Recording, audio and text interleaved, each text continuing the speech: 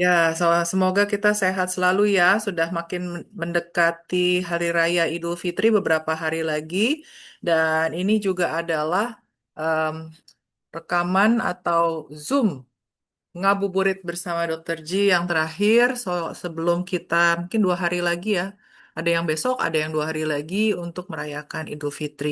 Semoga semua yang sudah disampaikan selama 6 kali ini dapat bermanfaat dan jangan khawatir kalau misalnya mau melihat kembali bisa nanti mengakses YouTube Mind and Body Intelligence, bukan YouTube-nya Dr. Ji ya. Kalau dicari Dr. Ji nggak ada Mind and Body Intelligence. Nanti di akhir saya akan share juga linknya ya. Eh, bisa di scan barcode-nya. Oke, ya. Jadi Bapak Ibu semua. eh, Terima kasih yang sudah hadir ya pada sore hari ini sambil menemani Anda membuka puasa ya.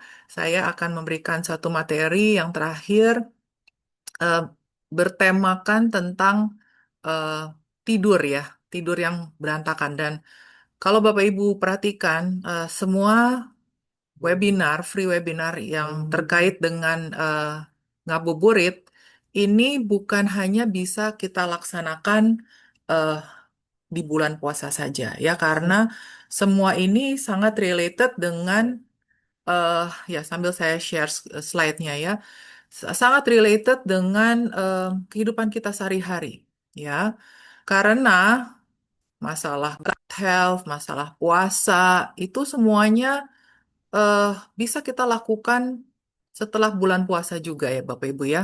Jadi semoga eh, pesan-pesan di setiap sesi ini Bapak Ibu bisa tangkap dan juga bisa dilaksanakan setelah bulan apa bulan ya setelah Idul Fitri ini. Oke. Ya, jadi ini temanya tidur berantakan di bulan puasa.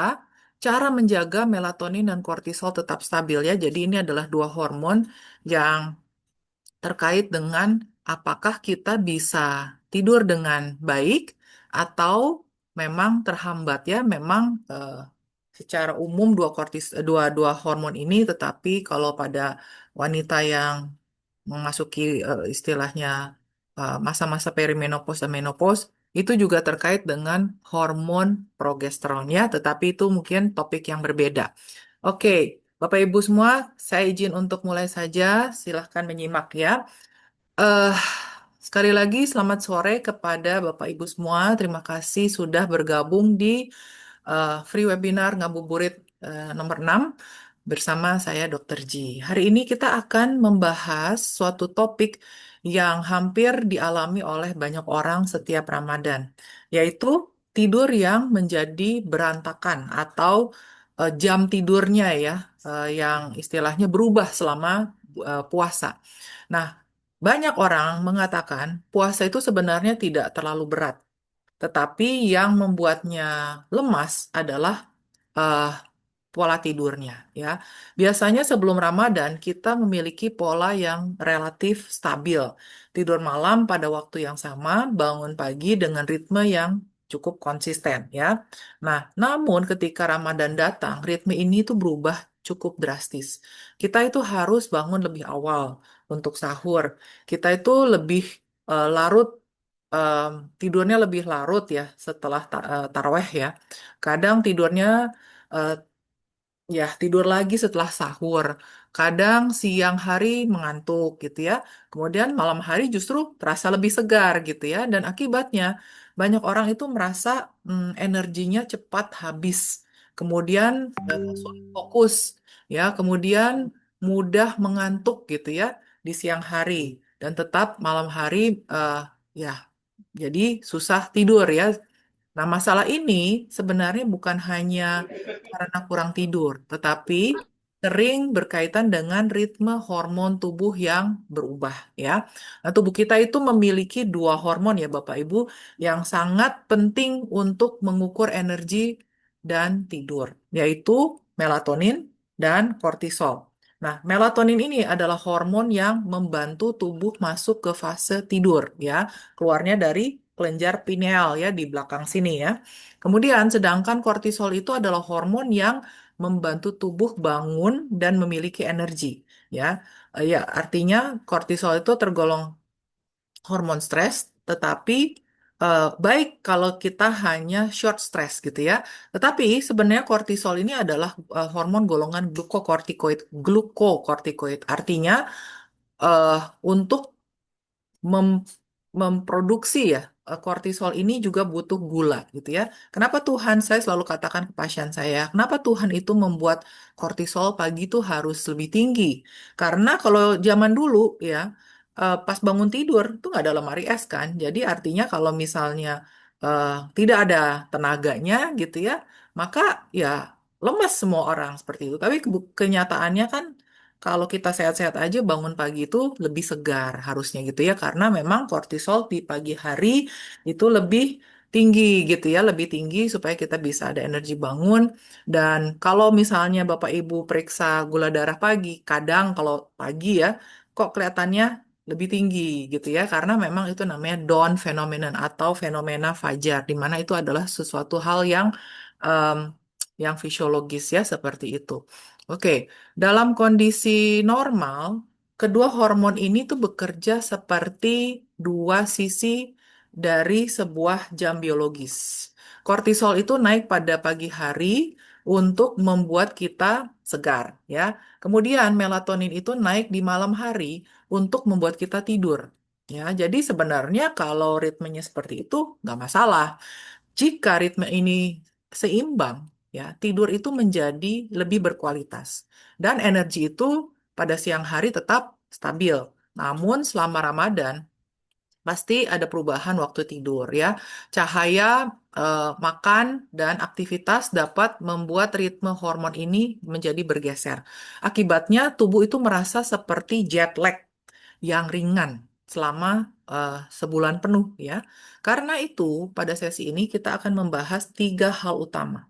Yang pertama itu mengapa banyak orang merasa lebih lelah saat puasa walaupun sebenarnya tidak melakukan aktivitas lebih berat. Yang kedua, bagaimana ritme hormon tidur bekerja di dalam tubuh, khususnya melatonin dan kortisol. Dan yang ketiga, yang paling penting, kita akan membahas strategi praktis yang dapat membantu menjaga energi dan kualitas tidur selama Ramadan. Nah, harapannya Bapak Ibu semua setelah memahami mekanisme ini, kita tidak hanya menjalani puasa dengan lebih ringan, tetapi juga bisa menjaga kesehatan tubuh secara lebih optimal. Sekarang kita mulai dengan melihat fenomena yang paling sering terjadi selama bulan Ramadan. Mengapa pola tidur kita berubah secara drastis di bulan puasa ini, ya. Fenomena ini di bulan puasa adalah kenapa tidur jadi lebih berantakan gitu ya. Rasanya kok seperti yang tadi kita bahas ya di slide pertama. Kalau kita perhatikan, hampir setiap Ramadan banyak orang itu mengalami perubahan pada pola tidurnya pastinya. Bahkan ada yang mengatakan puasa tidak terlalu berat, tetapi jadwal tidurnya yang membuat tubuh terasa lebih cepat capek atau kayak sepertinya berubah gitu ya. Mengapa hal ini bisa terjadi? Wah, secara wajar itu pasti terjadi karena selama bulan Ramadan jadwal aktivitas harian berubah cukup drastis ya dibandingkan bulan-bulan yang biasa. Ada beberapa perubahan utama yang mempengaruhi ritme tubuh. Yang pertama adalah sahur dini hari.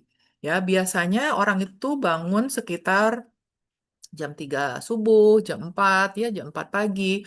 Nah, bagi sebagian orang ini berarti waktu tidur malam menjadi lebih pendek.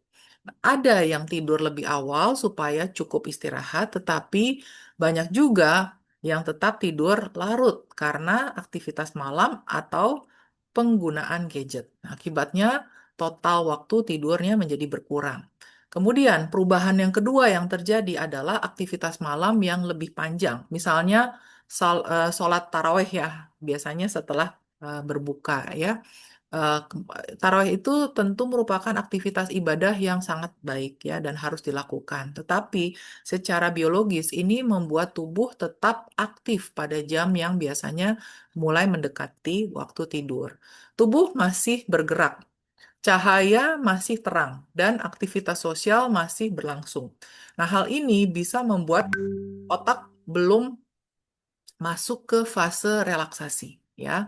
Perubahan ketiga adalah kebiasaan ngabuburit di sore hari, ya. Menjelang waktu berbuka, banyak orang tetap beraktivitas atau bahkan melakukan kegiatan tambahan. Nah, sebagian orang menahan rasa lelah atau kantuk sehingga waktu berbuka puasa. Nah, yang keempat, setelah berbuka, seringkali aktivitas masih berlanjut, ya. Ada makan malam bersama dengan keluarga, aktivitas sosial, ibadah, atau penggunaan gadget yang cukup lama.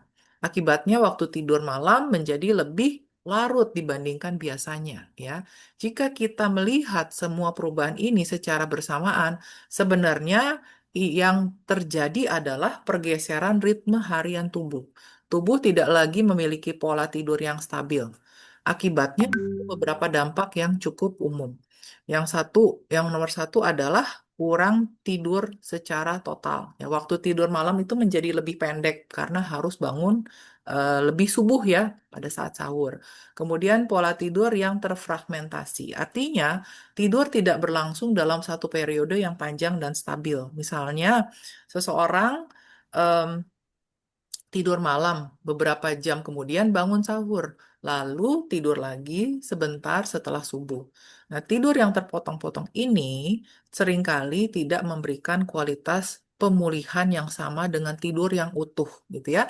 Kemudian yang ketiga, bangun tidur tidak terasa segar. Nah, walaupun secara total mungkin jumlah jam tidurnya masih cukup, kualitas tidurnya tidak optimal. Nah, inilah sebabnya banyak orang itu merasa tubuhnya lebih lelah di siang hari, konsentrasi menurun, mudah mengantuk ya. Ada juga yang mungkin gampang lebih cepat apa ya sensi gitu ya. Tetapi pada malam hari justru sulit tidur kembali. Nah, fenomena ini sebenarnya sangat berkaitan dengan jam biologis tubuh atau yang disebut dengan circadian rhythm ya.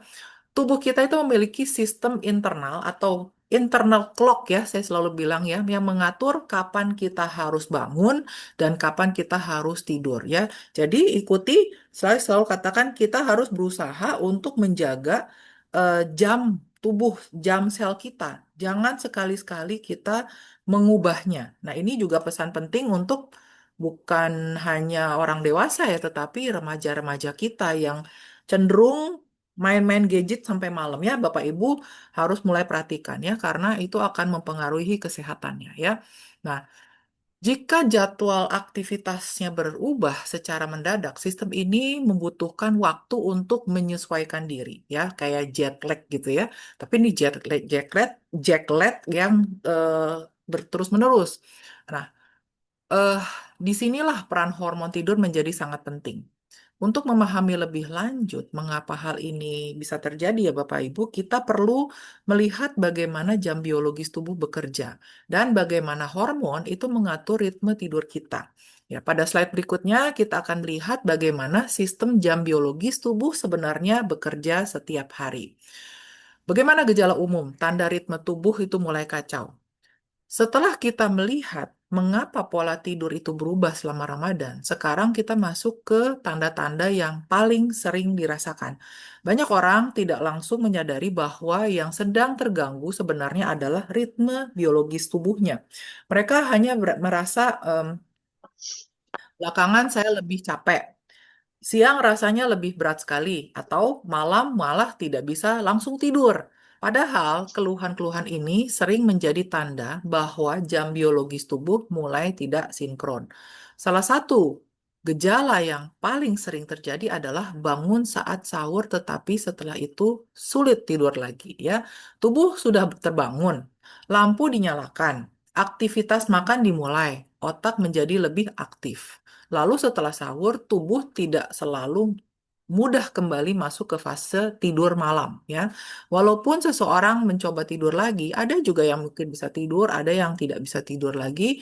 Nah, kualitas tidurnya seringkali tidak dalam dan tidak benar-benar memulihkan. Artinya kalau saya bicara tentang tidur, bukan hanya tidur plek, tetapi tidur yang berkualitas untuk proses detox dan juga proses untuk apa namanya regenerasi sel ya. Akibatnya ketika pagi atau siang hari datang, tubuh mulai merasakan kekurangan pemulihan.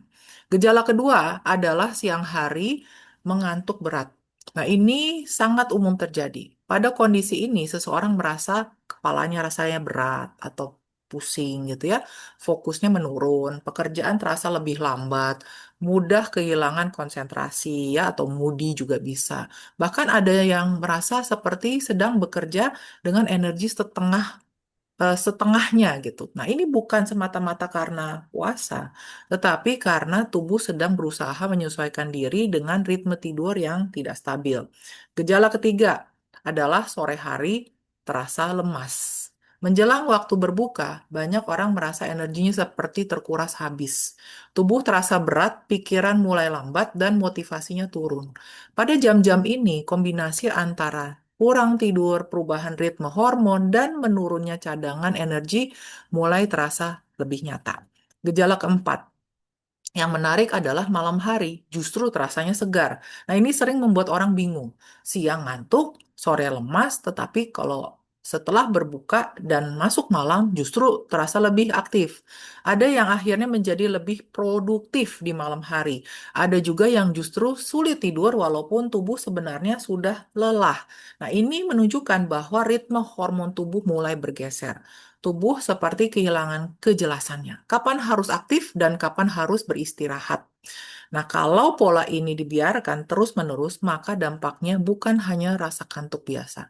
Ada dua akibat besar yang sering timbul akibat semuanya ini. Ya, yang pertama adalah produktivitasnya menurun.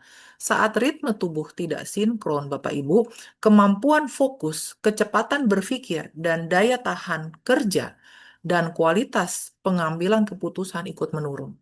Pekerjaan yang biasanya terasa ringan bisa terasa lebih berat.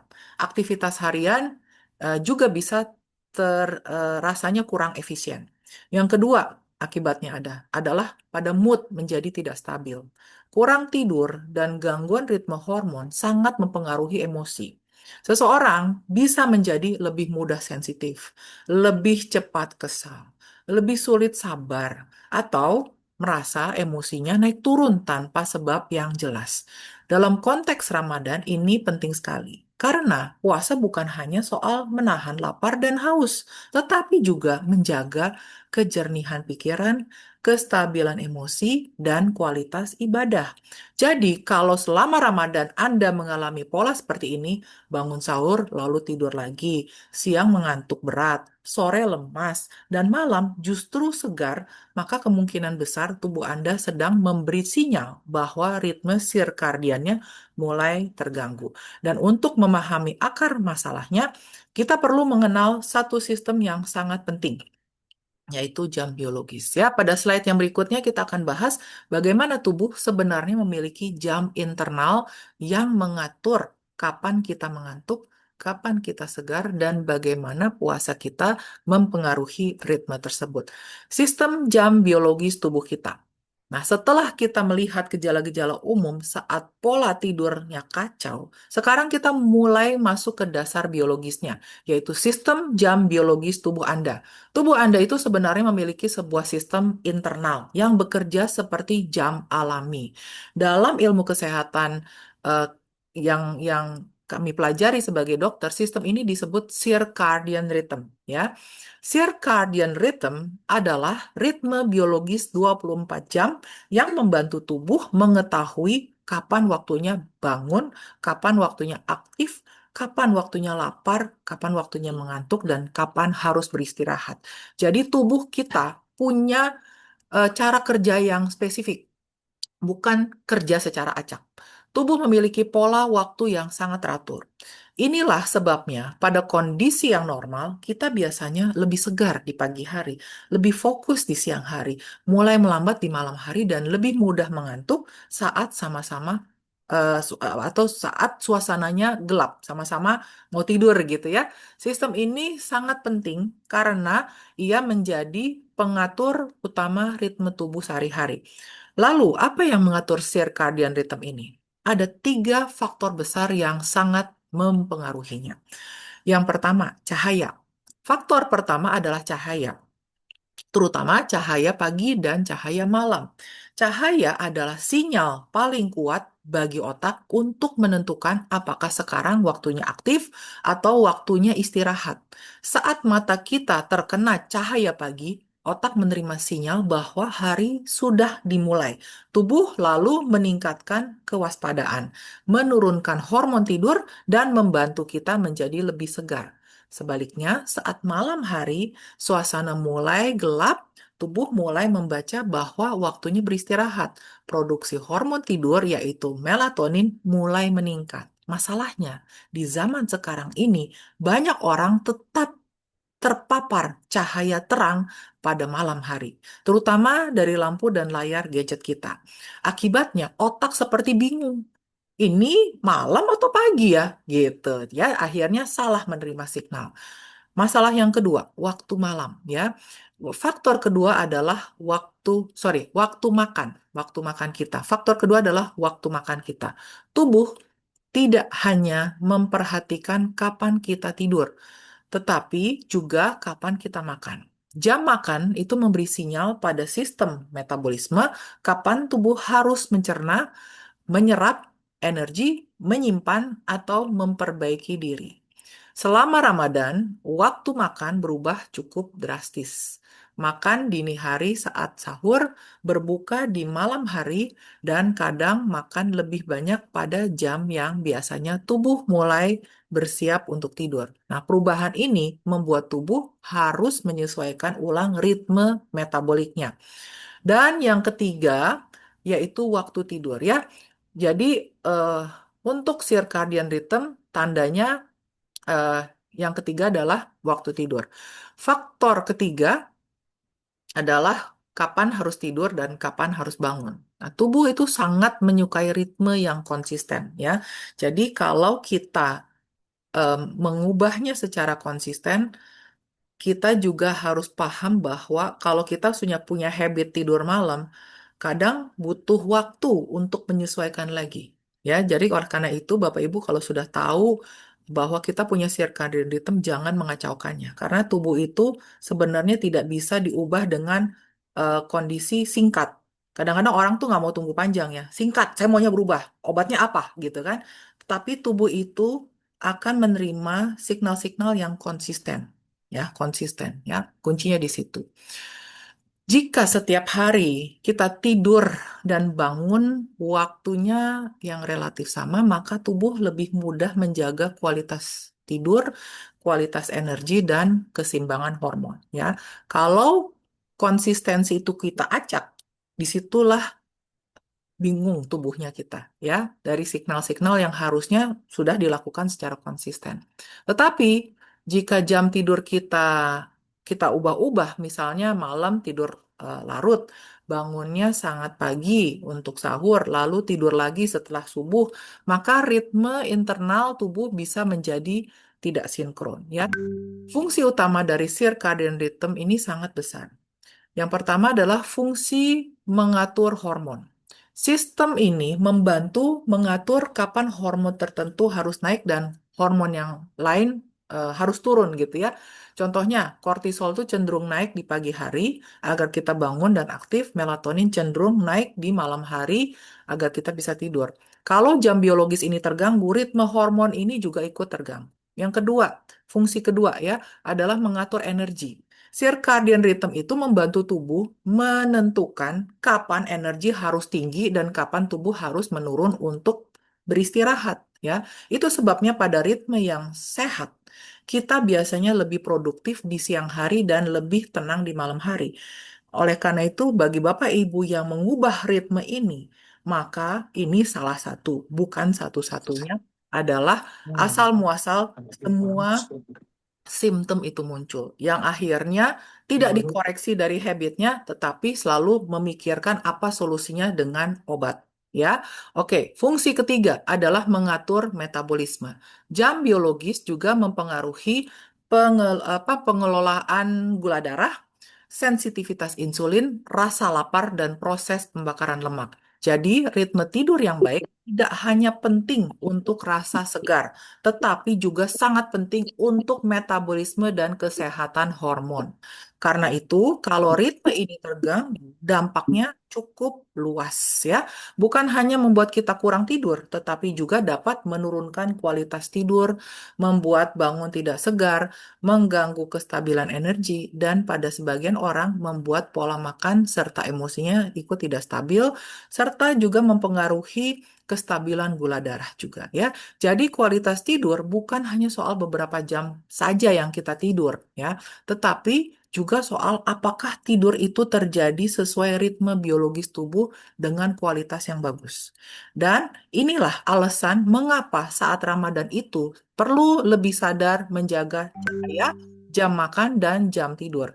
Pada slide berikutnya, kita akan mulai masuk ke dua hormon utama yang sangat berkaitan dengan ritme ini, yaitu melatonin dan kortisol.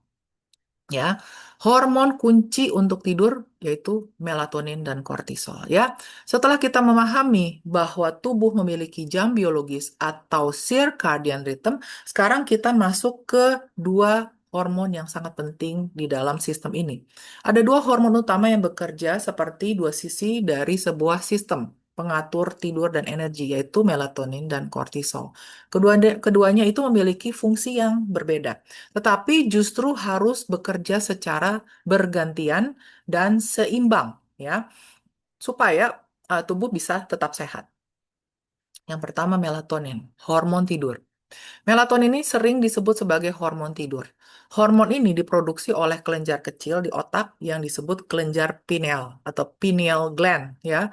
Tugas utama melatonin adalah memberikan sinyal kepada tubuh bahwa waktunya beristirahat. Produksi melatonin biasanya mulai meningkat ketika suasana mulai gelap, cahaya berkurang, ya, dan tubuh mendekati waktu tidur. Saat melatonin meningkat, tubuh mulai masuk ke fase relaksasi, ya. Jadi, kenapa ada hormon ini supaya kita memang harus ada fase relaksasi supaya bisa tidur. Jadi, kalau Anda mengubah habit ini dengan malah lihat gadget malam hari, Anda tidak akan memberikan signal kepada tubuh Anda bahwa harus tidur. Padahal banyak yang memberi memberi apa ya, alasan iya supaya saya bisa tidur, saya lihat-lihat gadget. Nah, sekarang Anda tahu ya bahwa itu sebenarnya bertentangan. Jadi kalau mau tidur, lampu di kamar itu harus lebih lebih redup. Kalau mau baca ya baca aja pakai lampu lampu yang ya lampu baca ya supaya kita bisa tidur, bukan lihat-lihat gadget gitu ya. Kemudian suasana ruangan juga harus tetap suhunya nyaman supaya kita bisa tidur. Mempersiapkan tidur atau sleep hygiene. Saat melatonin meningkat Bapak Ibu, tubuh mulai masuk ke fase relaksasi yang tadi saya sebutkan. Beberapa perubahan yang terjadi antara lain apa? Suhu tubuh sedikit menurun, ya. Detak jantung menjadi lebih tenang. Aktivitas otak itu mulai melambat. Rasa kantuk mulai muncul. Oleh karena itu, kalau malam hari kita masih memikirkan apa yang harus kita kerjakan besok, daripada numpet di sini, tulislah. Ya, jangan membuat hal-hal yang membuat kita itu overthinking di malam hari. Itu akan mengubah circadian rhythm, itu akan berpengaruh kepada kesehatan Bapak Ibu semua. Inilah proses alami yang membantu kita masuk ke dalam tidur yang lebih dalam dan berkualitas. Nah, kortisol adalah hormon bangun. Sekarang kita lihat hormon yang kedua, yaitu kortisol. Banyak orang itu mengenal kortisol sebagai hormon stres ya, seperti kita bahas di Zoom-Zoom atau video-video yang sebelumnya ya. Tetapi sebenarnya kortisol itu juga memiliki fungsi yang sangat penting untuk kehidupan sehari-hari. Kortisol membantu tubuh bangun dari tidur. Kortisol membantu meningkatkan kewaspadaan, juga menyediakan energi, dan kortisol membantu tubuh menghadapi aktivitas sehari-hari ya. Dalam ritme yang sehat, kadar kortisol biasanya paling tinggi pada pagi hari sekitar waktu kita bangun. Nah, inilah sebabnya pada pagi hari, tubuh tuh biasanya terasa lebih siap untuk bergerak dan berpikir. Nah, setelah itu, kadar kortisol secara perlahan menurun sepanjang hari. Ketika malam, kadar kortisol seharusnya cukup rendah sehingga tubuh bisa masuk ke fase istirahat. Jadi yang lebih dominan adalah melatonin. Tetapi kalau Anda menciptakan yang lebih dominan adalah kortisol, makannya besar, masih berantem malam, masih overthinking, masih nonton-nonton yang menegangkan, masih lihat berita-berita yang menyebalkan, ya Anda akan menciptakan kortisol Anda sendiri yang tidak bisa tidur. Ya akhirnya bingung, kok kenapa ya gula darah saya meningkat, saya makan apa? Kenapa mulai saat ini Anda tidak mengevaluasi bagaimana kualitas tidur Anda ya, selain makanan Anda, oke? Nah, eh, ritme yang bergantian ini sangat penting ya. Hal ini penting untuk dipahami adalah bahwa melatonin dan kortisol itu bekerja secara bergantian, tidak bisa dua-duanya sama-sama ya. Saat malam melatonin meningkat, kortisol menurun. Saat pagi melatonin menurun, kortisol meningkat. Ritme bergantian ini membantu tubuh eh, menjaga keseimbangan antara fase aktivitas dan fase pemulihan. Malam hari adalah waktunya detoks dan pemulihan sel. Oleh karena itu, penting untuk menjaga kualitas tidur kita sehari-hari ya. Bayangkan seperti sistem lampu lalu lintas pada tubuh. Saat melatonin menyala, tubuh mendapatkan sinyal, sekarang waktunya berhenti dan beristirahat. Saat kortisolnya menyala, tubuh mendapatkan signal sekarang waktunya bergerak dan beraktivitas. Jika kedua hormon ini bekerja dengan ritme yang baik pada waktunya yang tepat, maka biasanya kita akan mengalami tidur lebih cepat, tidur lebih nyenyak, bangun lebih segar, energi stabil sepanjang hari, dan proses detoks dan regenerasi yang terjadi malam hari bisa terjadi dengan optimal. Namun, jika ritme ini terganggu, misalnya karena perubahan jadwal tidur, paparan cahaya malam, atau pola makan yang tidak teratur, maka sinyal tubuh bisa menjadi tidak sinkron. Akibatnya, tubuh bisa mengalami kondisi seperti sulit tidur walaupun sudah malam, mengantuk di siang hari, atau bangun pagi tetap tidak merasa segar, tetapi tetap merasa lelah. Ya, itu tandanya bahwa kualitas tidur tidak baik. Dan inilah yang sering terjadi selama bulan Ramadan. Perubahan jadwal sahur, tidur malam, dan aktivitas itu bisa membuat ritme kedua hormon ini sedikit bergeser. Pada slide berikutnya, kita akan melihat bagaimana sebenarnya ritme normal hormon ini bekerja dalam tubuh kita satu siklus 24 jam secara utuh ya. Yang slide ketujuh kita lihat ritme normal hormon. Setelah kita mengenal dua hormon utama yang mengatur tidur dan energi, yaitu melatonin dan kortisol, sekarang kita perlu memahami bagaimana ritme normal keduanya bekerja dalam tubuh yang sehat. Tubuh yang sehat tidak memproduksi hormon secara acak. Tubuh bekerja mengikuti pola harian yang sangat teratur dan sudah eh, rutin terjadi gitu ya. Yang pertama, pagi hari, kortisol naik secara alami. Pada pagi hari, terutama menjelang eh, dan sesaat setelah bangun tidur, tubuh secara alami meningkatkan kadar kortisol. Oleh karena itu, pada saat jam bangun tidur, Anda bisa bangun ya. Nah, ini adalah hal yang normal yang justru penting.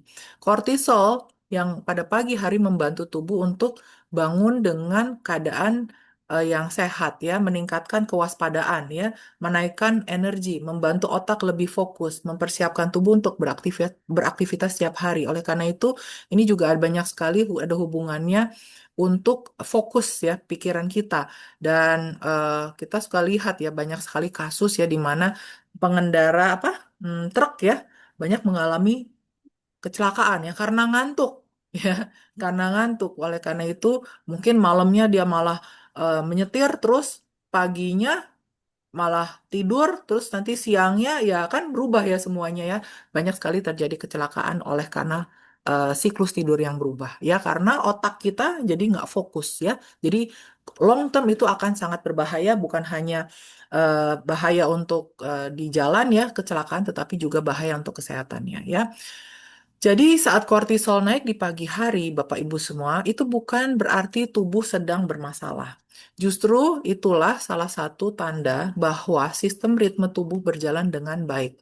Karena itu pada ritme yang sehat, pagi hari biasanya menjadi waktu kita lebih segar, harusnya lebih siap bergerak dan mudah Jadi berpikir malah ya, dan jernih ya, dan dapat menjalankan aktivitas. Nah, yang kedua, siang hari, kortisol itu relatif stabil ya.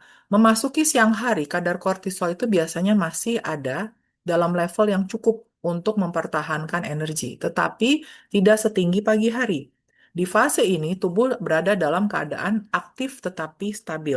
Artinya, energinya masih tersedia, konsentrasi masih relatif bagus, tubuh bisa bekerja, belajar, atau beraktivitas dengan cukup optimal. Kalau ritme tubuh itu sehat, siang hari bukan waktu untuk crash atau jatuh energi secara tajam. Tubuh itu seharusnya masih bisa mempertahankan performanya dengan cukup baik. Dan yang ketiga adalah malam hari. Kortisolnya harus turun, melatoninnya harus naik. Saat sore menuju malam, kadar kortisolnya sebenarnya mulai menurun. Nah, ini penting karena tubuh perlu berpindah dari mode aktif ke mode istirahat. Ketika lingkungan semakin gelap dan aktivitas kita sudah melambat, tubuh akan meningkat produksi melatonin. Disinilah melatonin mulai mengambil peran. Oleh karena itu, pada pasien-pasien saya selalu mengatakannya, prinsip ya. Apapun alasannya Bapak Ibu, aku bilangnya prinsip. Kalau memperhatikan circadian rhythm, kita itu harus memperhatikan eh, ritme kita sehari-hari. Kalau sudah jam 6, kurangilah makan. Terakhir makan besar tuh jam 6. Oke lah, dikit-dikit lewat jam 7. Termasuk olahraga. 3 jam sebelum kita tidur, let's say kita tidur jam 10 ya. Kalau Anda tidur jam 9 ya artinya jam 6 terakhir makan ya. Kita sudah harus mengurangi eh, ritme kerja kita yang kita lakukan pagi atau pagi, siang, sampai sore itu. Ya karena apa? Karena kita mau menimbulkan melatonin naik. Kalau Anda masih makan besar nasi goreng ya jam 9 malam, habis itu ada juga pasien saya masih treadmill, ya lari jam 10 malam. Sebenarnya secara eh, sel ya, circadian rhythm ya kalau Anda misalnya masih masih cukup muda, mungkin oh nggak apa-apa kok, saya masih bisa merasakan. Cuman harus ingat, kita tidak akan muda terus-menerus ya. Jadi kalau biasanya yang saya perhatikan, seseorang yang tambah usia tetapi tidak mengubah dan apa ya, tidak eh, sadar ya, tidak apa ya, tidak melihat ya bahwa oh ya saya sudah bertambah usia, masih memakai pola yang waktu muda, itu pelan-pelan akan terlihat di keseimbangan hormonnya ya. Nah, kalau kita bicara tentang hormon, kalau hormon stres kita dominan, maka dia juga akan menekan dan menurunkan fungsi hormon lain yang sebenarnya diperlukan untuk kognitif dan mood kita ya. Jadi hanya dari habit saja itu sangat penting kita perhatikan ya. Jadi seperti itu. Oke? Karena ada juga yang saya lihat masih olahraga malam dan mereka menganggap itu biasa ya seperti itu. Saya hanya mau menyampaikan bahwa inilah biologi gitu ya. Inilah circadian rhythm kita. Kita bisa merasa sehat pada saat kita muda. Jangan lupa untuk bagi Bapak Ibu yang bisa memeriksakan hormon, kita harus melihat apa yang kita rasakan on paper atau saya bilang evidence base-nya apa. Karena seringkali kita ngerasa seperti apa, tapi di sininya berbeda atau sebaliknya. Di sini kelihatannya oke-oke aja, tapi kita karena stresnya jadi oke akhirnya oh sakit sana sakit sini lebih sensitif ya. Ya, seperti kortisolnya meningkat. Jadi kita harus bijaksana itu melihat keduanya. What do you feel? What is your habit? What is the evidence base? Ya, harus lihat. Sebagai seorang dokter, kita harus lihat keduanya. Kita nggak bisa hanya evidence base, nggak tanya masalahnya ke pasien, atau hanya lihat pasien nggak tahu evidence base. Harus lihat keduanya, sangat penting. Oke? Nah, saat melatonin naik, rasa kantuk itu mulai muncul. Tubuhnya lebih rileks. Sistem saraf lebih tenang. Suhu tubuh mulai menurun dikit dan otak mulai bersiap untuk masuk fase tidur. Ya, dalam pola yang sehat, malam adalah waktu ketika tubuh menerima sinyal yang jelas. Sekarang waktunya berhenti, menenangkan diri, tidur, siap-siap detoks dan siap-siap regenerasi sel. Ya, jadi kalau diringkas pagi kortisol naik, tubuh aktif, Siang kortisol relatif stabil, energi dipertahankan, dan malam kortisol turun, melatonin naik untuk tidur ya. Mengapa ritme ini penting Bapak Ibu? Ritme ini penting karena tubuh tidak hanya membutuhkan energi, tetapi juga membutuhkan waktu pemulihan yang tepat. Kalau kortisol terus-menerus tinggi sampai malam hari, tubuh tetap berada dalam mode siaga. Modenya tidak bisa regenerasi. Akibatnya seseorang bisa merasa sulit mengantuk, sulit tidur tidur yang deep sleep gitu ya, atau mudah terbangun di malam hari. Salah satu tandanya adalah bangun di malam hari ya kalau kortisolnya tinggi. Sebaliknya, kalau kortisol pagi terlalu rendah atau ritme hormon kacau, seseorang bisa bangun dalam kondisi lemas, tidak segar, sulit fokus, dan seperti belum benar-benar on. Nah, jika ritmenya terganggu, akhirnya bisa mengalami insomnia. Ya, banyak sekali sekarang kasus-kasus insomnia, sulit tidur ya atau deep sleep saat malam. Akhirnya pagi hari tidak segar atau fatigue atau kelelahan ya tadi ya sambungannya. Akhirnya capek terus, rasanya never ending capek gitu kan. Nah, inilah sebabnya gangguan ritme hormon tidur yang sering membuat seseorang eh, gampang memperoleh ya berbagai macam sakit penyakit yang akhirnya bingung ya. Jadi saya selalu katakan, oke, kita harus mengenal diri sendiri dulu. Kita harus mengenal our biology ya.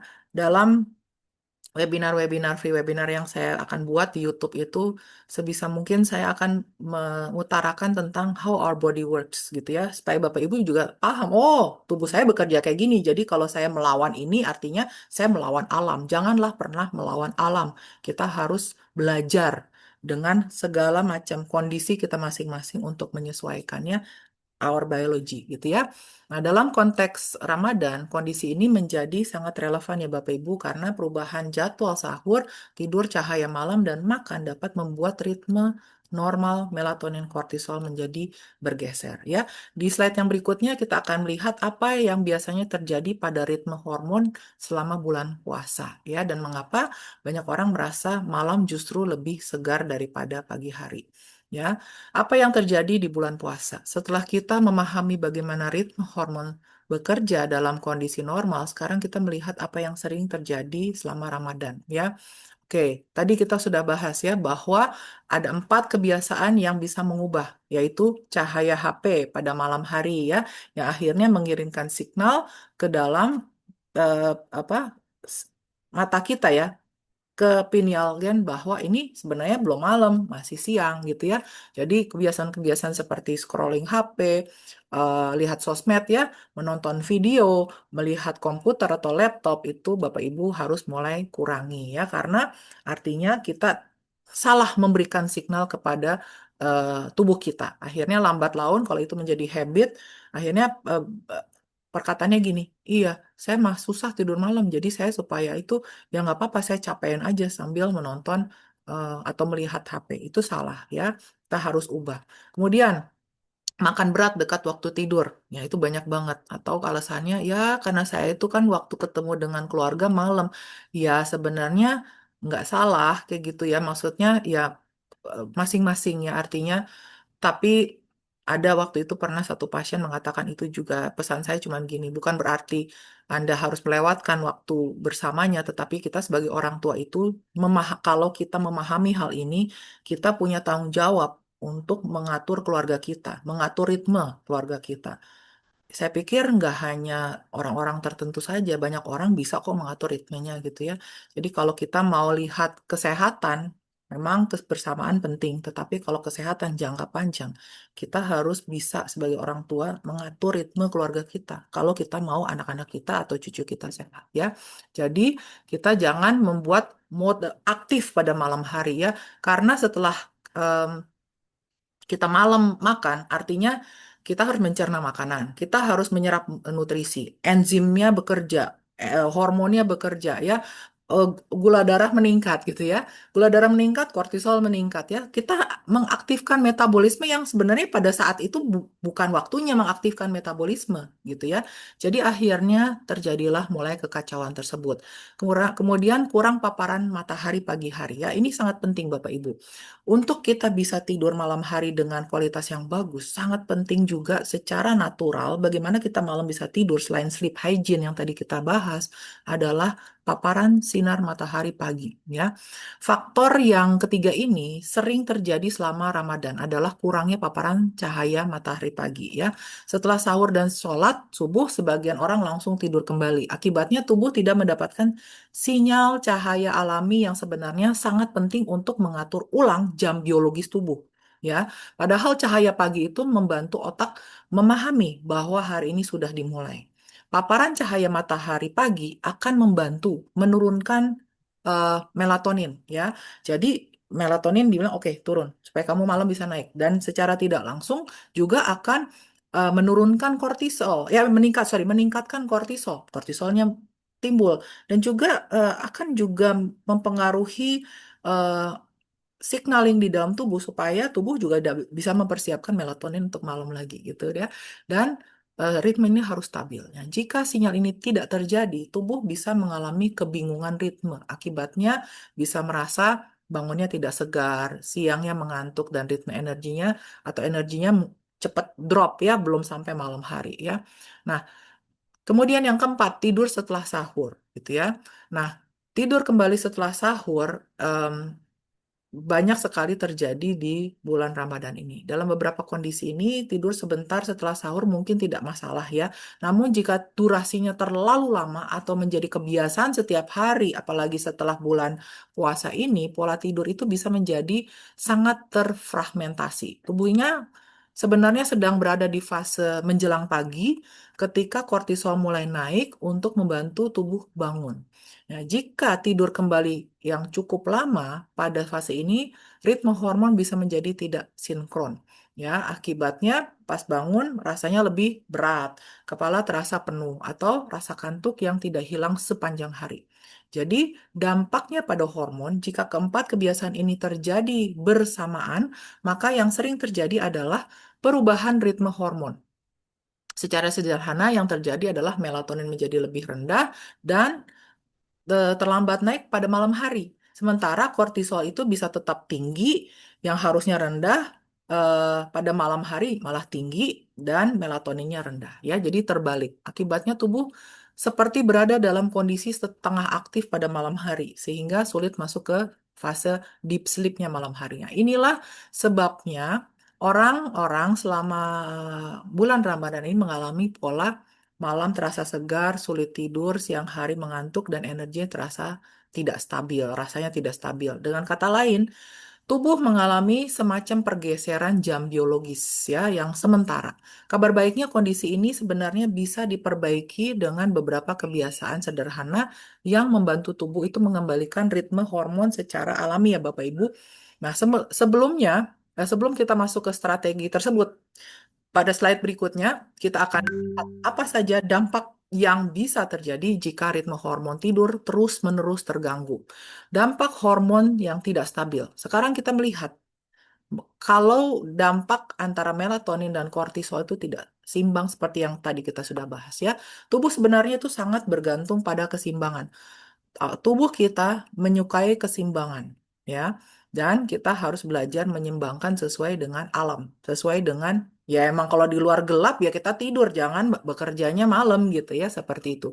Dua hormon ini menjaga kualitas tidur dan energi serta metabolisme dan kestabilan emosi. Nah, ketika ritme kedua ini mulai kacau, tubuh akan menunjukkan beberapa tanda yang cukup jelas. Sulit tidur, ya, bangunnya tidak segar, ya, yang tadi kita bahas, ya, sulit fokus, moodnya tidak stabil, ya, kemudian kayaknya kok gangguan emosi gitu ya terjadi. Orang kok jadi emosi ya. Kita harus lihat apakah memang kemarinnya lagi ada target gitu ya yang harus dicapai ya. Lebih mudah tersinggung ya.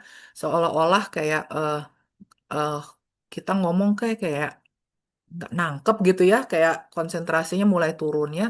Jadi ya sudah, kalau memang ini adalah hanya di bulan Ramadan, kita sudah tahu tanda-tandanya, jangan membuat ini habit keterusan. Kita harus balikkan ritmenya ke arah yang alami ya. Dan yang hati-hati Bapak Ibu, gula darah juga mudah naik ya, karena metabolisme gulanya juga akan terganggu ya. Jadi Bapak Ibu harus memperhatikan hal-hal itu, bukan hanya dari kesegaran tubuh, tetapi jangan sampai mempengaruhi metabolisme tubuh Anda yang akan menjadi lebih bahaya ya. Ingat pada malam hari kalau kita kualitas tidurnya baik, maka tubuh juga akan lebih mudah untuk membakar lemak. ya. Bukan hanya tadi yang kita bahas dari kualitas tidur, tetapi secara metabolisme eh, tidur itu penting ya. Jangan kita hanya memikirkan eh, fasting gitu, intermittent fasting, eh, jenis makan, tapi perhatikan tidur ya. Seringkali miss-nya di situ. Kemudian energinya drop di siang hari ya, yang harusnya kita masih segar, akhirnya kita rasanya ngantuk ya, rasanya ngantuk di kantor dan itu semuanya sebenarnya cukup wajar dan mudah-mudahan dengan Bapak Ibu sudah mengetahui hari ini, mungkin ini sudah mau berakhir ya bulan puasanya. Anda ini ilmu masih bisa dipakai seterusnya ya sampai tahun depan kalau bulan puasa lagi. Ini adalah prinsip yang Bapak Ibu bisa pegang sehari-hari dengan cukup baik ya. Oke, hubungan dengan stres kronik ya. Selain itu, gangguan ritme hormon itu juga dapat berpengaruh terhadap stres kronis ya. Kita hidup di dalam dunia ini tidak bisa menghindari stres ya. Artinya yang kita bisa adalah menghadapi dan mengontrol di dalam diri sendiri ya. Jangan lari dari stres ya karena itu tidak baik ya. Kita harus bisa menghadapinya, mencari solusi dan berdamai dengan diri kita sendiri sehingga dari pikiran kita memberi tanda kepada sel kita bahwa kita aman ya dan kita tetap bisa sehat, oke? Jika kortisol itu tidak turun-turun dengan baik pada malam hari, tubuh itu seperti menghambat ya regenerasi yang harus terjadi, menghambat proses detoks. Sayang kan kalau Anda memelihara kondisi ini terus-menerus, ya gimana nih otaknya bisa dibersihkan ya? Artinya dari sisa-sisa metabolisme ya nggak bisa terjadi pembersihan yang disebut glymphatic systemnya yang dibersihkan seperti itu ya. Nah, dalam jangka panjang pola ini akan memperburuk kualitas kesehatan Anda dan meningkatkan kecenderungan stres Anda ya. Karena itu, menjaga ritme ini, melatonin dan kortisol itu tidur dengan kualitas yang baik sangat amat penting. Ya, bukan hanya di bulan Ramadan, tetapi juga di bulan-bulan selanjutnya. Ya, pada bagian berikutnya kita akan mulai membahas strategi praktis yang dapat membantu menjaga ritme hormon kualitas tidur selama bulan puasa. Ya, yang pertama ya Bapak Ibu bisa pada saat bangun pagi, eh, cobalah keluar jalan pagi hari ya kalau ada matahari atau nggak bisa jalan keluar, keluarlah dari kamar atau buka jendela, paparkan dengan cahaya matahari ya karena cahaya matahari itu ada fungsinya selain juga bisa menambahkan vitamin D dalam tubuh kita ya apa namanya supaya tubuh kita bisa memproses ya memproduksi ya bukan menambahkan ya memproduksi vitamin D yang alami tetapi juga akan membuat menjadi suatu strategi yang akan membantu ritme hormon melatonin dan kortisol kita ya. Tadi saya katakan melatoninnya harus turun, kortisolnya harus naik. Pada saat kortisol naik, glukokortikoid, kita dapat energi untuk beraktivitas. Nah, strategi pertama ini sebenarnya sangat sederhana ya, tetapi sering diabaikan ya Bapak Ibu, yaitu mendapatkan paparan cahaya matahari pagi. Waktu yang paling ideal adalah setelah subuh. Jadi matahari muncul gitu ya pagi-pagi ya coba kita paparkan ya. Ketika matahari mulai terbit, apa yang bisa dilakukan? Tidak perlu sesuatu yang rumit ya. Ya, Anda bisa duduk di teras, berjalan kaki ringan, atau kalau di depan rumah ada rumput ya, bisa sambil grounding, itu juga sangat sehat, sambil nyiram tanaman ya, se ya sekedar aja 10 sampai 20 menit cukup gitu ya. Walaupun terlihat sederhana, kebiasaan ini memiliki dampak biologis yang sangat kuat pada tubuh kita. Mengapa cahaya pagi hari itu penting ya? Karena akan memberikan sinyal bagi otak kita dan mengatur jam biologis, menurunkan melatonin, mempersiapkan melatonin juga untuk malam produksinya dan mengakibatkan kortisol tuh naik jadi reset ya.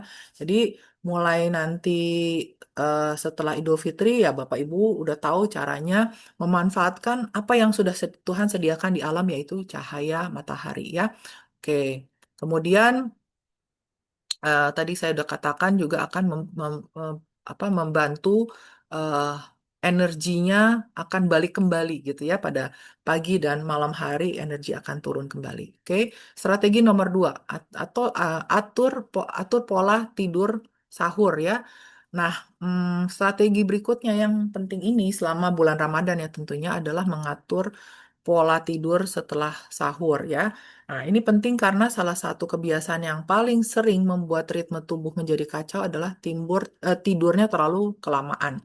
Kalau memang hanya sebentar saja pada saat memang jam 7 udah harus bangun ya bangun gitu ya, jangan kelamaan ya.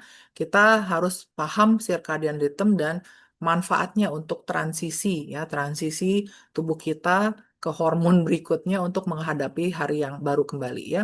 Jadi kuncinya adalah kalau memang udah harus bangunnya sahur pagi ya subuh ya kita harus tidurnya jangan terlalu malam ya. Menurut saya seperti itu supaya jam biologisnya juga akan tetap baik. Nah, eh, pada jam-jam seperti ini sebenarnya ritme alam tubuh biasanya mulai menurunkan eh, dorongan tidur malam, meningkatkan kesiagaan dan menaikkan kortisol secara bertahap agar tubuh bisa aktif ya. Oleh karena itu ya kita kalau hanya tidur sesaat saja, jangan terlalu lama, mungkin masih oke ya, tapi jangan sampai kebablasan terlalu siang ya. Oke, hmm, maksimal berapa lama dok? Maksimal mungkin ini 30 menit, 30 sampai 60 menit oke lah ya. Jangan sampai 2 jam, 3 jam ya. Jadi tambahan singkat saja kalau memang diperlukan. Oke. Apa yang terjadi bila kelamaan tidurnya ya? Kalau tidur setelah sahur berlangsung terlalu lama, misalnya beberapa jam sampai pagi menjelang siang gitu ya, ada beberapa dampak yang dapat muncul. Pertama, ritme melatonin bisa terganggu. Tubuh menjadi kurang jelas membedakan kapan fase malam dan selesai dan kapan fase pagi dimulai. Padahal kejelasan ritme ini sangat penting agar malam berikutnya tubuh bisa memproduksi melatonin dengan baik kembali ya. Jadi akhirnya menjadi siklus kayak lingkaran setan ya karena ya akhirnya kacau gitu ya. Malamnya tidurnya kurang berkualitas lagi, paginya seperti itu lagi ya. Eh, yang kedua adalah bangun justru terasa lebih lemas kalau terlalu lama. Ya, banyak orang mengira tidur lebih lama setelah sahur akan membuat tubuh lebih segar. Padahal seringkali yang terjadi justru sebaliknya. Kepalanya bisa terasa berat, tubuh bisa terasa lebih kayak slow gitu ya. Rasa malasnya lebih besar dan kantuknya benar-benar lebih sulit untuk hilang gitu ya. Alternatif yang baik adalah ya tidur lebih awal sebelum eh, sahur ya. Artinya dari malamnya tidurnya jangan malam setelah taraweh ya tidur langsung ya. Jangan ngobrol lagi, jangan makan lagi, jangan nonton lagi seperti itu ya. Eh, Berusaha untuk menjalankan ibadah ini dengan sebaik-baik mungkin ya dan tanpa merusak ritme biologis di dalam tubuh kita ya. Strategi ketiga adalah jaga hormon malam. Ya, setelah kita membahas pentingnya cahaya pagi hari, pengaturan tidur waktu sahur, sekarang kita masuk strategi ketiga yaitu yang tidak kalah penting yang menjaga hormon malam agar tubuh benar-benar siap untuk tidur ya. Tujuan utama ini, strategi ini adalah untuk membantu melatonin naik kembali secara alami ya. Ya, seperti yang kita sudah bahas sebelumnya, melatonin adalah hormon yang membuat sinyal ke dalam tubuh Anda supaya waktunya tidur dan beristirahat ya. Agar melatonin bisa meningkat dengan baik, tubuh membutuhkan kondisi yang mendukung. Ada 3 kebiasaan sederhana yang sangat membantu setelah selesai taraweh ya. Yang pertama, selesai taraweh ya artinya usahakan yang pertama ya setelah memang kalau saatnya berbuka, berbuka. Jangan tunggu nanti deh habis taraweh saya makan gitu ya. Jadi waktu berbuka ada beberapa tahapan ya, ada 2 fase yang di video-video sebelumnya, Bapak Ibu bisa lihat bagaimana kita bisa berbuka puasa. Saatnya berbuka jangan hanya minum, berbukalah dengan baik gitu. Sehingga setelah taraweh kita bukan waktunya makan, kita waktunya untuk mempersiapkan tidur ya. Redupkan lampu. Kebiasaan pertama adalah mengurangi cahaya terang di malam hari. Cahaya adalah sinyal yang sangat kuat bagi otak kita. Apakah ini pagi atau malam hari, apakah kita harus istirahat atau kita harus beraktivitas ya. Jadi supaya produksi melatoninnya tidak tertunda dan bisa meningkat ya. Karena itu setelah aktivitas malam seperti taraweh itu selesai kita bisa menciptakan suasana yang lebih tenang dengan lampu diredupkan dengan suhu ruangan untuk di kamar mungkin lebih sejuk gitu ya. Kita sudah siap untuk mandi gitu ya. Kita sudah mungkin sholat, udah berdoa kayak gitu ya. Udah mempersiapkan memang untuk tidur. Jangan baca HP lagi dan lihat TV lagi ya. Kemudian perubahan yang sederhana seperti ini akan membantu otak juga memahami bahwa malam sudah tiba dan tubuh mulai siap untuk tidur ya. Yang tadi saya katakan kurangin layar HP, layar laptop, layar TV ya karena eh, sinar-sinar blue light itu seperti sinar pagi hari ya, menandakan bahwa tidak usah istirahat ya. Jadi rata-rata berapa lama ya? Setiap orang berbeda ya tentunya Bapak Ibu ya. Eh, ada yang 30 menit, ada yang 60 menit. Let's say rata-rata ya 1-2 jam lah ya 60 menit sebelum kita mau tidur kita sudah kurangi. Mungkin bisa baca buku selain daripada kita baca HP seperti itu ya. Kemudian yang ketiga, hindari makan yang terlalu berat ya. Hindari makan besar ya, artinya pada malam hari ya. Kalau memang sekali-sekali saatnya memang ada perayaan, mungkin saat ini Bapak Ibu nanti akan merayakan Idul Fitri, mungkin masih bisa kasih excuse ya, tetapi janganlah hal-hal seperti ini menjadi habit setiap hari ya. Makan berat terlalu malam itu akan membuat tubuh menerima signal saya harus bekerja, metabolisme bekerja. Jadi kalau saya bekerja, hormon stresnya harus naik ya. Jadi kalau saya sebut stres itu bukan hanya dari pikiran, dari apa yang Anda lakukan juga. Aktivitasnya malam hari yang harus istirahat, apakah tinggi seperti pagi hari? Apakah memang termasuk makan? Itu juga aktivitas yang sebenarnya boleh dilakukan pada saat matahari terbit, jangan pada saat matahari mau terbenam ya. Jadi eh, bila kita makannya terlalu besar malam hari, akibatnya tidur bisa menjadi lebih nggak deep sleep, lebih dangkal ya, mudah bangun-bangun pada malam hari. Jadi kualitas tidurnya nggak nyenyak ya, akhirnya bangun paginya tidak segar ya, bisa saja pas periksa gula darah, lebih tinggi ya seperti itu ya. Jadi tujuan dari kebiasaan ini, ketiga kebiasaan ini sebenarnya memiliki tujuan yang sama dan baik ya, yaitu membantu tubuh masuk ke fase eh, circadian rhythm yang seharusnya. Kalau pagi ya pagi, kalau malam ya malam ya.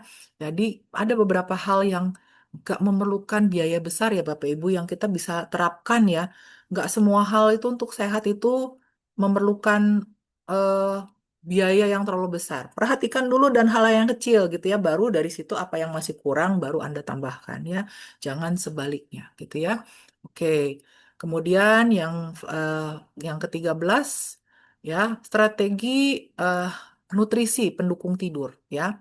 Selain cahaya dan pola tidur ya pada malam hari, ada juga kecukupan nutrisi yang bisa kita berikan ya. Apa yang kita makan saat sahur dan berbuka tidak hanya mempengaruhi rasa kenyang, tetapi juga mempengaruhi keseimbangan hormon, sistem saraf, dan stabilitas energi tubuh ya.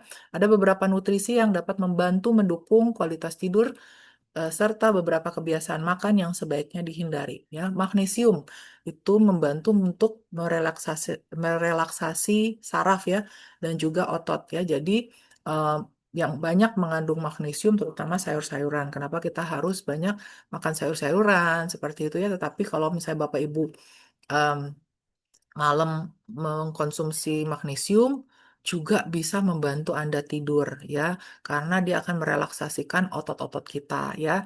Ada namanya magnesium sitrat, glisinat yang kita bisa berikan ya, itu bisa kita pakai ya untuk membantu tidur ya. Ketika magnesium itu cukup, tubuh biasanya lebih mudah menenangkan pikiran, mengurangi ketegangan otot dan mempersiapkan tubuh untuk tidur ya. Oke, sumber magnesium tadi saya sebutkan sayur, kacang-kacangan, biji-bijian juga ada ya. Yang berikutnya adalah protein yang cukup saat sahur gitu ya. Hal yang penting adalah asupan protein yang cukup saat sahur ya.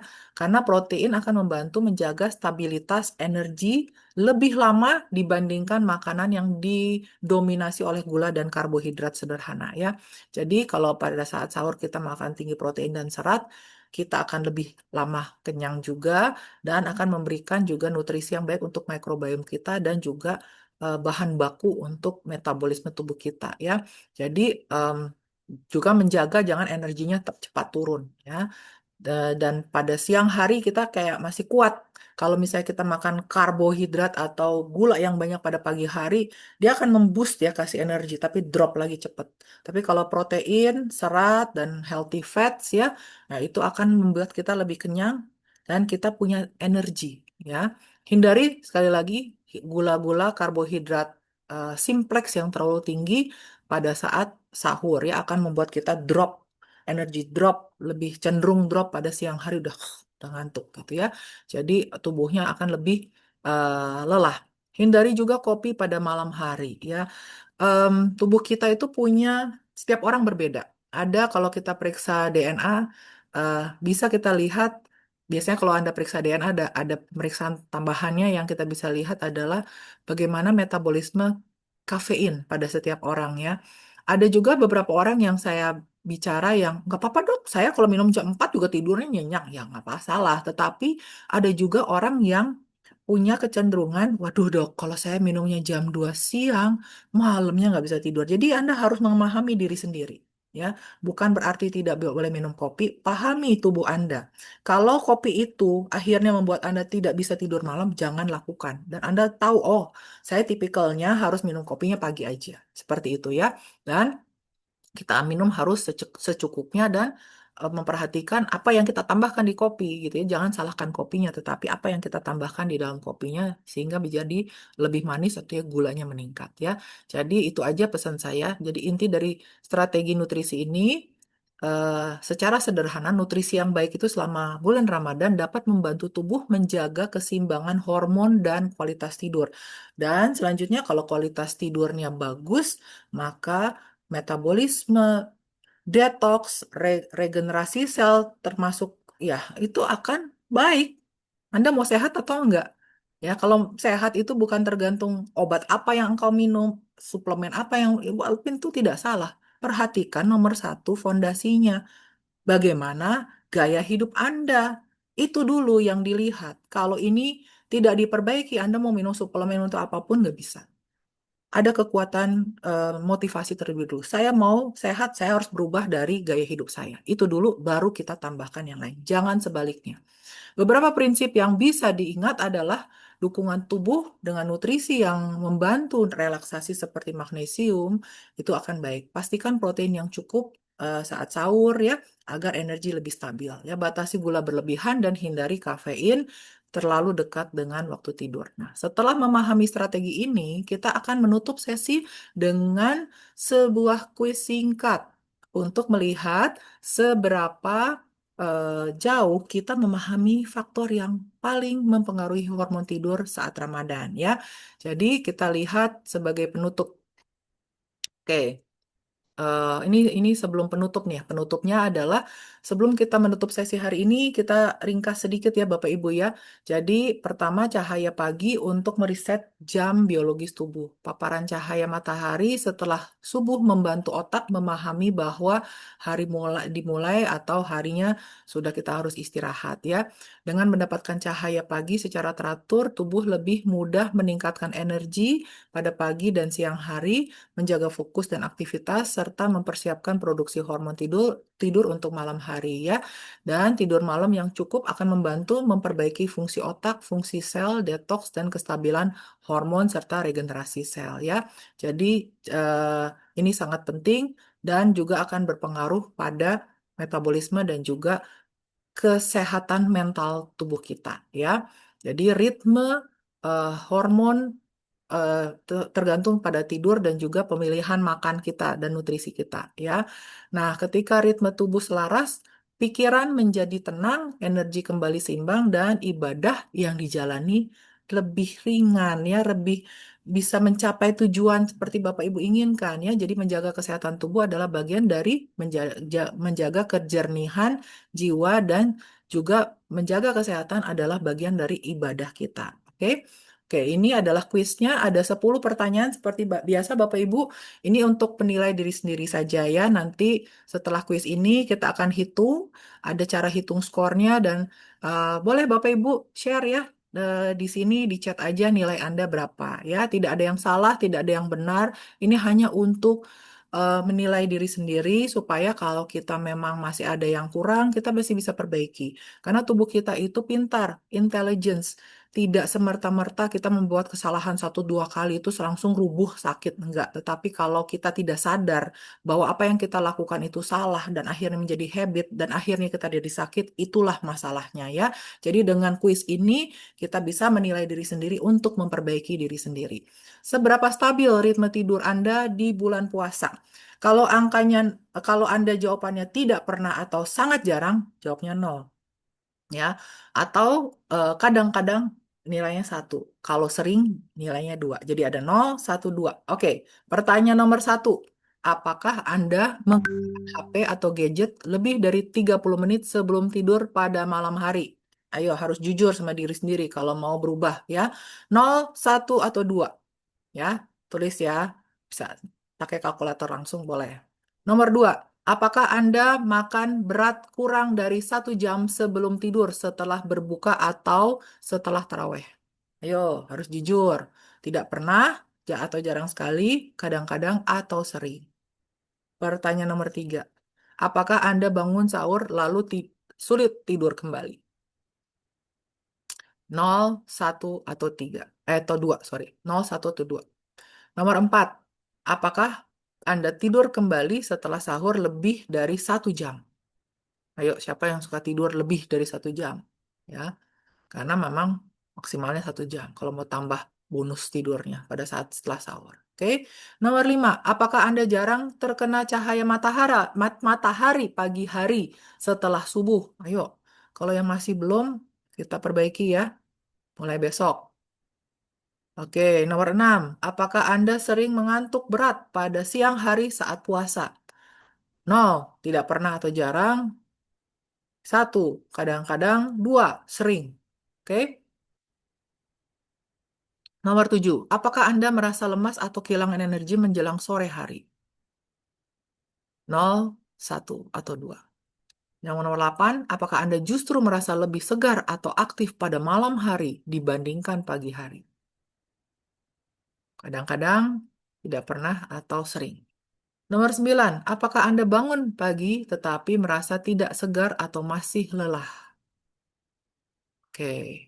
Dan yang terakhir, apakah Anda minum kopi, teh yang kuat, atau minum berkafein pada malam hari? Nol, satu, atau dua. Nol, tidak pernah, atau kadang ya sangat jarang, atau satu, kadang-kadang, dua, sangat sering gitu ya. Jadi cara menghitung skor ini ada 10 pertanyaan. Jumlah skor itu antara 0 sampai 20 ya Bapak Ibu ya. Kita lihat berikutnya. Interpretasi skor. Kalau skornya Anda 0 sampai dengan 5, ritme hormonnya lebih relatif stabil. Pola tidur Anda cukup baik selama Ramadan, kemungkinannya ritme melatonin masih cukup normal. Kortisol pagi hari bekerja dengan baik dan tubuh mampu beradaptasi dengan perubahan jadwal puasa. Nah, sarannya adalah pertahankan kebiasaan sehat ini yang sudah Anda lakukan.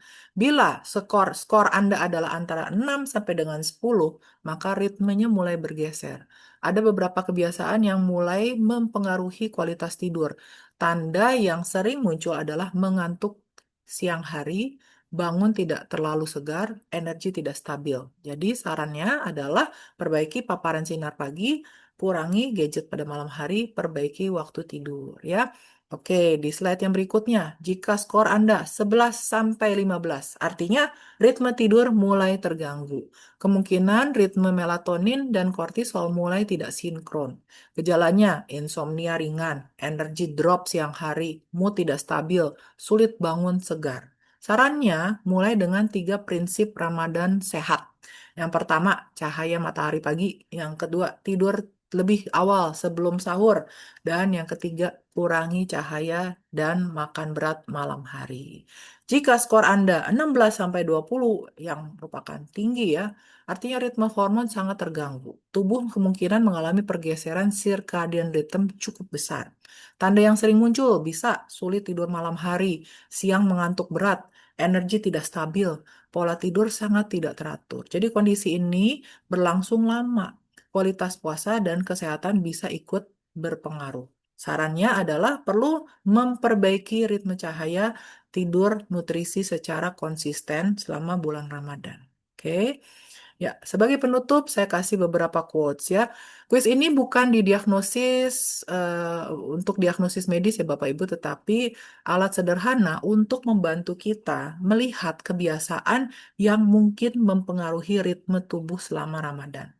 Seringkali bukan puasanya yang membuat kita lelah, tetapi ritme hidup kita yang tidak selaras dengan jam biologis tubuh kita. Nah, ketika kita membantu tubuh menjaga ritmenya, biasanya energi menjadi lebih stabil dan puasa terasa jauh lebih ringan, serta kita mendapatkan kualitas tubuh dan pikiran yang lebih sehat di kemudian hari. Oke, ya, izinkan saya juga membagikan kepada Bapak Ibu semua yang mungkin baru pertama kali bergabung, eh, yang mungkin berminat untuk membaca buku Mind and Body Intelligence bisa men-scan barcode ini dan Anda akan diarahkan ke link untuk pembelian buku ini ya.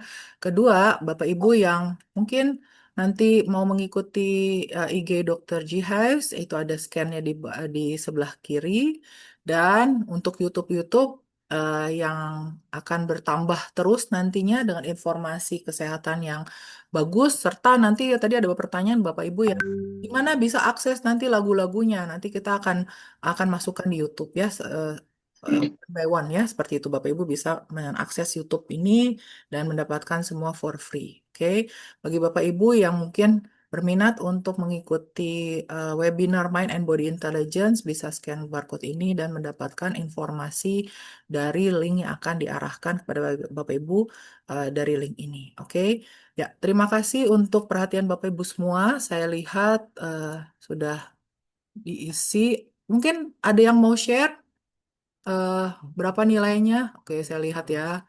Wow, ada yang 11. Cahaya pagi itu baiknya jam berapa? Dari Dokter Kauli ya. Jadi cahaya pagi itu ya istilahnya mungkin setiap daerah mungkin beda ya dok ya. Ada yang mungkin jam 7 gitu ya, ada cahayanya. Ada orang yang ingin target jalan jam 10.000 langkah dan dicicil jalan sampai malam hari. Ya sebenarnya ya kalau ada waktu ya boleh ya dari pagi.